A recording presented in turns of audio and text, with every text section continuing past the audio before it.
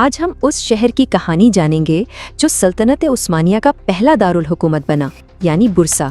یہ صرف ایک شہر کی فتح نہیں تھی، بلکہ یہ تاریخ کا وہ موڑ تھا جہاں ایک چھوٹے سے بیلک نے ایک عظیم الشان سلطنت بننے کا خواب دیکھنا شروع کیا۔ ذرا سوچئے، یہ الفاظ مشہور سیاح ابن بطوطہ کے ہیں اور یہ اس نے برسا کی فتح کے صرف 5 سال بعد کہے تھے۔ اس سے اندازہ ہوتا ہے کہ یہ شہر کتنا شاندار تھا، لیکن اس خوبصورتی کے پیچھے ایک طویل اور صبر آزما جدوجہد کی کہانی چھپی ہے، ایک ایسی کہانی جو ہمیں بتاتی ہے کہ عظیم چیزیں آسانی سے حاصل نہیں ہوتی۔ 14ویں صدی کی شروعات میں چلتے ہیں۔ بازانطینی شہر پروسا، جسے آج ہم برسا کہتے ہیں، ابھرتے ہوئے عثمانیوں کے لیے سب سے بڑی رکاوٹ بھی تھا اور سب سے بڑا انعام بھی۔ یہ صرف ایک شہر نہیں تھا، یہ ایک ناقابل تسخیر سمجھا جانے والا قلعہ تھا، ایک ایسی چابی جو اناطولیہ میں طاقت کا توازن بدل سکتی تھی۔ اور یہی سب سے دلچسپ بات ہے، عثمانی کھلے میدان میں لڑنے کے ماہر تھے، بہترین گھڑ سوار، نڈر جنگجو، لیکن جب بات آتی تھی اونچی دیواروں والے قلعوں کی تو وہ بالکل نئے کھلاڑی تھے۔ ان کے پاس نہ تو منجنیقیں تھیں، نہ محاصرے کرنے کا کوئی خاص تجربہ، تو پروسا پر قبضہ کرنا ان کے لیے ایک بالکل ہی نیا امتحان تھا۔ یہاں دونوں طاقتوں کا فرق صاف نظر آتا ہے، ایک طرف متحد اور تیز رفتار عثمانی لیکن ٹیکنالوجی میں پیچھے، دوسری طرف پروسا جو مضبوط دیواروں کے پیچھے محفوظ تو تھا لیکن اپنی ہی سلطنت کی اندرونی لڑائیوں کی وجہ سے بالکل اکیلا پڑتا جا رہا تھا۔ یہ تلوار اور ڈھال کی ایک کلاسیکی جنگ تھی، جہاں سوال یہ تھا کہ کیا تلوار ڈھال کو توڑ پائے گی یا خود ٹوٹ جائے گی۔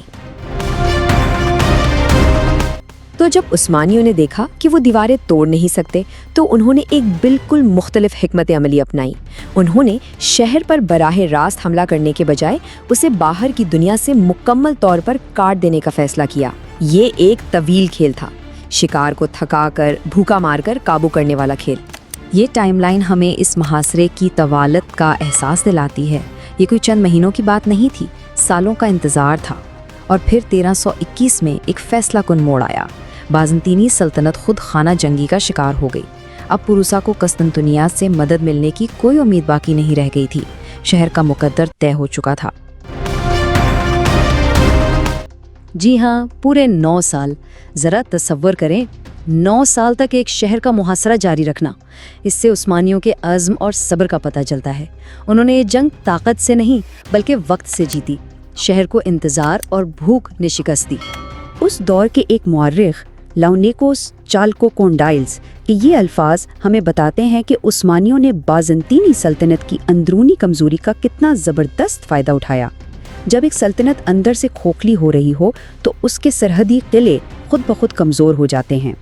پروسا کی قسمت کا فیصلہ اس کی دیواروں کے باہر قسطنطنیہ کے محلات میں ہو رہا تھا۔ تو 6 اپریل 1326 کو پروسا نے ہتھیار ڈال دیے، لیکن یہ ایک شہر کا خاتمہ نہیں تھا بلکہ ایک نئی شناخت کا آغاز تھا۔ بیزنطینی پروسا اب ہمیشہ کے لیے عثمانی برسا بننے جا رہا تھا اور اس تبدیلی نے تاریخ کا دھارا ہی موڑ دیا۔ اور یہ تاریخ کا ایک بہت ہی جذباتی لمحہ ہے۔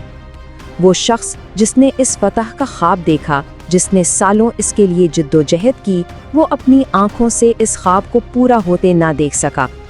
عثمان اول کے انتقال کے بعد اب یہ ذمہ داری ان کے بیٹے اورحان پر تھی کہ وہ اس فتح کو ایک نئی سلطنت کی بنیاد میں تبدیل کریں۔